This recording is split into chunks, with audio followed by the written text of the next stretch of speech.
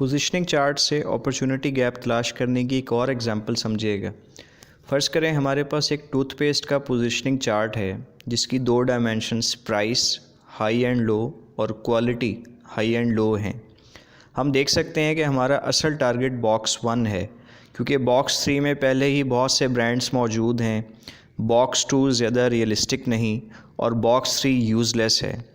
अगर हम बॉक्स 1 में मौजूद ब्रांड्स के एनालिसिस करें तो पता चलेगा कि ब्रांड ए प्राइस और क्वालिटी दोनों में रिलेटिवली कम है और ये बॉक्स 3 के ब्रांड से ज़्यादा मुख्तलिफ नहीं। ब्रांड्स बी और सी अगरचे क्वालिटी में सुपीरियर हैं मगर इनकी प्राइस भी बहुत हाई है। ब्रांड डी की प्राइस ज़्यादा है मगर क्वालिटी में तकरीबन ए जैसा ही है। यहाँ हमें नज़र आने वाला अपॉर्चुनिटी गैप बताता है कि मार्केट में एक ऐसे टूथपेस्ट ब्रांड की ज़रूरत है जिसकी कीमत डी से कम हो जबकि ये ए से ज़्यादा रखी जा सकती है। दूसरी तरफ इसकी क्वालिटी बी और सी के मुकाबले या इससे कुछ कम हो सकती है क्योंकि मार्केट में एक अच्छे लेकिन कीमत में कुछ कम टूथपेस्ट ब्रांड की ज़रूरत है और इस कम कीमत और आला मेयार को हम अपनी ब्रांड एडवर्टाइजमेंट में फ़ोकस करेंगे।